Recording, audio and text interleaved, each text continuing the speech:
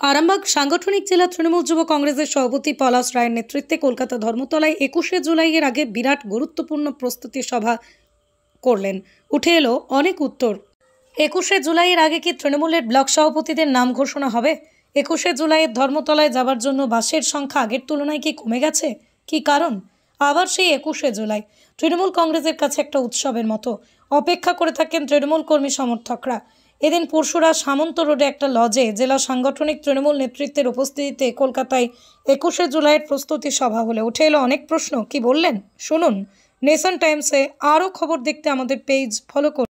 কি মনে হচ্ছে 21শে জুলাই এবারে রূপরেখা কেমনভাবে দেখছেন, কেমন ভিড় হবে? 21শে জুলাই ধর্মতলার ছাপিয়ে মানুষ গোটা কলকাতা হয়ে যাবে। এবারে যে উন্মাদনা আছে সেটা আপনারা দেখে নেবেন। 21শে জুলাইয়ের দিন বাংলাতে আগামী 2026-এ 250-র ওপর বিধায়ককে জিতিয়ে মমতা বন্দ্যোপাধ্যায়কে চতুর্থবারের জন্য মুখ্যমন্ত্রী করার। দাদা, একটা বিষয় অবশ্যই কিন্তু একটা ম্যাটার আছে। শুধু পুরসুরা না, খানাকুল, গোঘাট, আরামবাগ বিভিন্ন এলাকাতে 21শে জুলাই যাওয়ার জন্য যে বাস ক্রমশ সংখ্যা কমছে। তারা অনেকে ঘুরে একটু মানে খুব চালাকির সাথেই তারা কর্মীরা আমাদের জানাচ্ছে যে আমরা ট্রেনে যেতে স্বাচ্ছন্দ্য বোধ করি, কর্মীদের নিয়ে যেতে হয়। এটা কিন্তু যুক্তিপূর্ণ কথা নয়। এটা কি দল বা রামেন্দ্র সিংহরা বিষয়টা দেখেন? বাসের সংখ্যা অনেকটা কমে গেছে 21শে জুলাই। সেই ভিড়টা কিন্তু কোনো ব্লক থেকে এভাবে সেই বাসের যে সংখ্যা ছিল 2018 বা 19 বা তারও আগে, সেই সংখ্যা কিন্তু বাস একদমই নাই। কি মনে হচ্ছে? বলছি, রুট থেকে তো সব বাস তুলে নেওয়া যায় না। বাস এবং ট্রেন দুটোকে নির্ভর করেই আমাদের 21শে জুলাইকে যেতে হয়। তা সেই জায়গায় আপনারাও দেখেছেন যে যতবার 21শে জুলাই হয়েছে হাওড়ার ঘড়ির মোড় থেকে দফায় দফায় ডিস্ট্রিক্ট ওয়াইজ বড় বড় মিছিল আমাদের ধর্মতলায় গেছে। সেই মানুষগুলো তো ট্রেনে গেছে। তা এখানেতে দিদির জন্যে তারকেশ্বর থেকে গোঘাট পর্যন্ত রেল হয়েছে। এই আরামবাগ সাব ডিভিশনের মধ্যেই সেটা। তাই রেলে মানুষ যাবে, ধর্মতলায় পৌঁছাবে। শেষ প্রশ্ন বলছি, বিভিন্ন ক্ষেত্রে দেখা যাচ্ছে যে এবির টিম বিভিন্ন ব্লকে ব্লকে যাচ্ছে, যে ব্লক সভাপতি কে হবে তার একটা রূপরেখা তারাও তৈরি করছেন। সমীক্ষা মানে রাজনৈতিক কর্মীদের সঙ্গে ডেটা তারা নিচ্ছেন। অনেকে আবার মনে করছে এইসব লিস্ট প্যানেল কে ব্লক সভাপতি হবে অলরেডি সিলেকশন হয়েই গেছে। এটা জাস্ট একটা দেখানো মাত্র।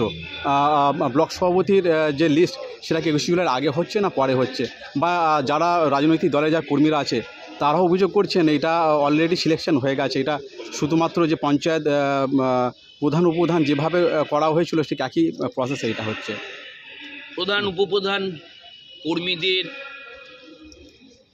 সমর্থনে, প্রধান উপপ্রধান নয়, মেম্বার কর্মীদের সমর্থনেই দলের থেকে হয়েছে।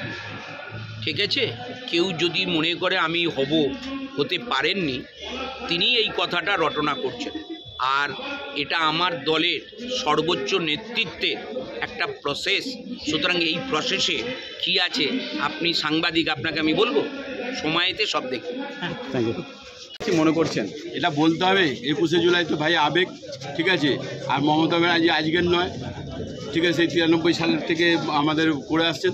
তো মানুষের জায়গা দেবে না, গোটা কলকাতা স্তব্ধ হয়ে যায় যেরকম সেরকম না। অনেক ক্ষেত্রেতে দেখা গেছে যে বিভিন্ন জায়গায় বাসে করে যেভাবে কর্মীরা যেত সেই সংখ্যাটা অনেকটাই কমে গেছে। এটা বাজে কথা একদম। যারা বলছে আমাদের ওই পুরনো লোকেরা বলছে, ঠিক আছে, ওসব এই মানে যারা বিজেপি সিপিএমের দালালি করে তারা বলছে মানুষের জায়গা দেওয়া যাবে না। এটা আপনারাও জানেন, আমরাও জানি সকল। দাদা বলছি, 21শে জুলাইয়ের এবারে 21শে জুলাই কেমন হবে আপনার ক্ষেত্রে? কি মনে হয় এতদিন প্রতি বছরের মতো এবছরও আগের বছরের রেকর্ড ভাঙব। এখানেতে বিরোধী রাজনৈতিক দল অনেক কিছু ইস্যু নিয়ে এখন রাজ্যের তৃণমূল কংগ্রেসের উপরে তারা কিন্তু অভিযোগ লাগাচ্ছে। 21শে জুলাই রূপরেখা আপনার ক্ষেত্রে কি মনে হয় আগামী দিনের? ওটা ওদের বরাবরের অভ্যেস, ওরা বরাবরের করিয়ে যাবে। কারণ হচ্ছে লোক সংখ্যার ব্যাপারে যখন 21 আমাদের কাছে আবেগ, তৃণমূল কংগ্রেস কর্মীদের কাছে। আমরা এই 21শে জুলাই আজকে আরামবাগ সাংগঠনিক জেলা তৃণমূল যুব কংগ্রেসের উদ্যোগে আজকে আমরা প্রস্তুতি সভা করলাম। আজকে সারা ভারতবর্ষে যদি নিরিখে দেখেন রাজনৈতিক যে দলগুলি আছে, সর্বভারতীয় তৃণমূল কংগ্রেস আজকে একমাত্র রাজনৈতিক দল যে রাজনৈতিক দল শহীদ দিকে শ্রদ্ধা জানাতে প্রত্যেক বছর এরকম বৃহৎ একটি জনসভা করে আসছে। তাই এবং শুধু এই জনসভা থেকে আমরা শুধু জনসমাবেশ করা নয়, এই সভা থেকে আমরা শক্তি সঞ্চয় করে আমরা সেটা আমাদের যে জেলা বিভিন্ন ব্লকে সেটা আমরা সাংগঠনিকভাবে শক্তিশালী হচ্ছি। তাই আজকের 21শে জুলাইয়ের প্রস্তুতি স্বরূপ আমাদের এখানে সমস্ত নেতৃত্ব উপস্থিত ছিলেন।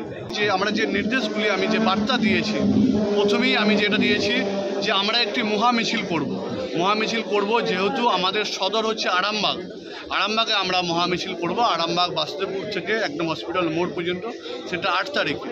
এবং আমি প্রথমেই দিয়েছি কমপক্ষে প্রত্যেকটা ব্লকে রোড সাইডে 10টি করে আমরা কিছু দেয়াল লিখেছে বিভিন্ন ব্লক টাউনে। তা সত্ত্বেও তৃণমূল যুব কংগ্রেসের পক্ষ থেকে রোড সাইডে প্রত্যেকটা ব্লক এবং টাউনে কমপক্ষে 10টি করে দেয়াল লিখতে হবে, তার মানে ছবি তুলে আমাকে পাঠাতে হবে এবং আমরা সভা করব। আমি রবীন্দ্র সিং রায়